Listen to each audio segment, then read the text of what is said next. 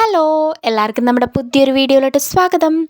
അപ്പം നമുക്കിന്ന് കുറച്ച് സ്ട്രോബെറി കിട്ടിയിട്ടുണ്ട്. അപ്പം ഞാൻ വിചാരിച്ചു സ്ട്രോബെറി വെച്ചൊരു ജാം ഉണ്ടാക്കാമെന്ന്. കാരണം കുറച്ച് ദിവസമൊന്നും സ്ട്രോബെറി ഒന്നും നമുക്ക് ഫ്രിഡ്ജിൽ സൂക്ഷിക്കാൻ പറ്റില്ല, പെട്ടെന്ന് കേടായിപ്പോവും. ഇതിപ്പോൾ വാങ്ങിച്ചപ്പോൾ തന്നെ കുറച്ചൊക്കെ കേടായിരുന്നു.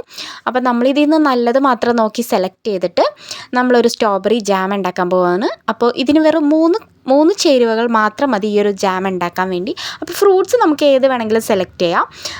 പൈനാപ്പിളോ മാംഗോയോ ഗ്രേപ്പോ ഏത് വേണമെങ്കിലും നമുക്ക് സെലക്ട് ചെയ്യാം. അപ്പോൾ ഇതിൻ്റെ അകത്ത് കുറച്ച് ഫ്രൂട്ട്സ് ഇതുപോലെ തന്നെ അഴുത്തിരിക്കുകയായിരുന്നു കേട്ടോ. അപ്പോൾ ഇതിൻ്റെ പാക്കറ്റിൻ്റെ താഴെയായിരുന്നു കുറച്ച് ഫ്രൂട്ട്സ് ചീഞ്ഞിരിക്കുന്നത്.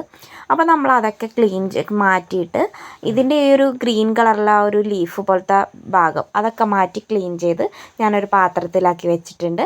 ഇത് നമ്മൾ കുറച്ച് നേരം വെള്ളത്തിലിട്ട് വെച്ചിട്ട് ഒന്ന് ക്ലീൻ ചെയ്തെടുക്കും. അപ്പോൾ എല്ലാ ഫ്രൂട്ട്സും ഏത് ഫ്രൂട്ട്സ് എടുത്താലും നമ്മൾ കുറച്ച് നേരം വെള്ളത്തിലിട്ടിട്ട് വേണം ഫ്രൂട്ട്സ് ഉപയോഗിക്കാനായിട്ട്, കഴിക്കാനാണെങ്കിലും.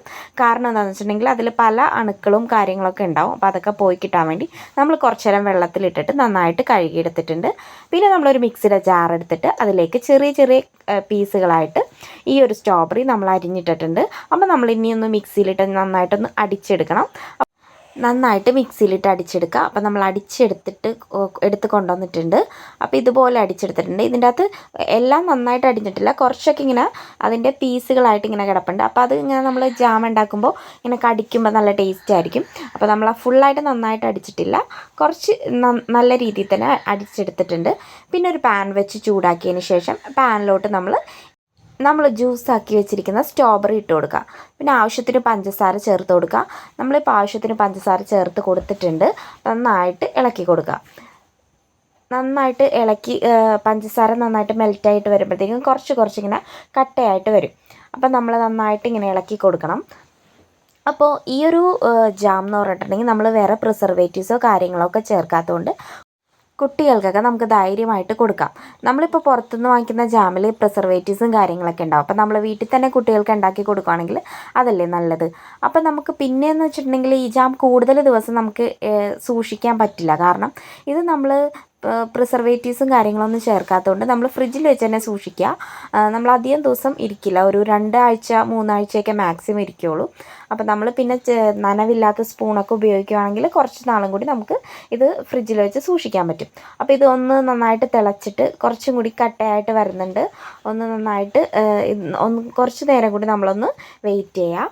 അപ്പോൾ ഇത് കുറച്ചിങ്ങനെ ജാമിൻ്റെ ആ ഒരു ടെക്സ്ചറിലേക്ക് വരുമ്പോഴത്തേക്ക് നമുക്ക് തീ ഓഫ് ചെയ്യാം. പിന്നെ നമുക്ക് ഇതിൻ്റെ അകത്ത് വേണ്ടത് നാരങ്ങനീരാണ്. നാരങ്ങനീരിടുന്നത് ചെറിയൊരു പുളിപ്പ് കിട്ടാനും പിന്നെയെന്ന് വെച്ചിട്ടുണ്ടെങ്കിൽ കേടാവാതിരിക്കാനായിട്ട് നാരങ്ങനീര് സഹായിക്കും. അപ്പോൾ നമ്മൾ നാരങ്ങനീര് ലാസ്റ്റ് ചേർത്ത് കൊടുക്കുന്നുണ്ട്. അപ്പോൾ ഇപ്പോൾ ഈ ഒരു ടെക്സ്ചറിലോട്ട് മാറിയിട്ടുണ്ട്. അപ്പോൾ കുറച്ച് സമയം കൂടി കഴിഞ്ഞാൽ നമ്മുടെ ജാം സെറ്റാവും.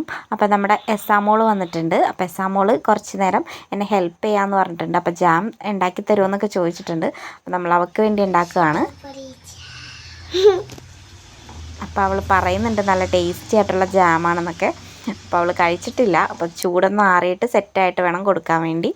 അപ്പോൾ ഇനി ലാസ്റ്റ് ഇപ്പോൾ ആ ഒരു ടെക്സ്ചറിലോട്ട് മാറിയിട്ടുണ്ട്. നമ്മളിനി ലാസ്റ്റ് കുറച്ച് നാരങ്ങനീരും കൂടി ഒഴിച്ചു കൊടുക്കുകയാണ്. നാരങ്ങനീര് ഇത് കുറച്ചും കൂടി നാൾ നിൽക്കാൻ വേണ്ടി സഹായിക്കും. അപ്പോൾ നമ്മൾ നാരങ്ങനീരും കൂടി ഒഴിച്ച് നന്നായിട്ട് മിക്സ് ചെയ്ത് കൊടുക്കുന്നുണ്ട്. ഞാനല്ല മിക്സ് ചെയ്യണത്, എസാമോളാണ് മിക്സ് ചെയ്യണത്. നന്നായിട്ട് മിക്സ് ചെയ്ത് കൊടുക്കുന്നുണ്ട്.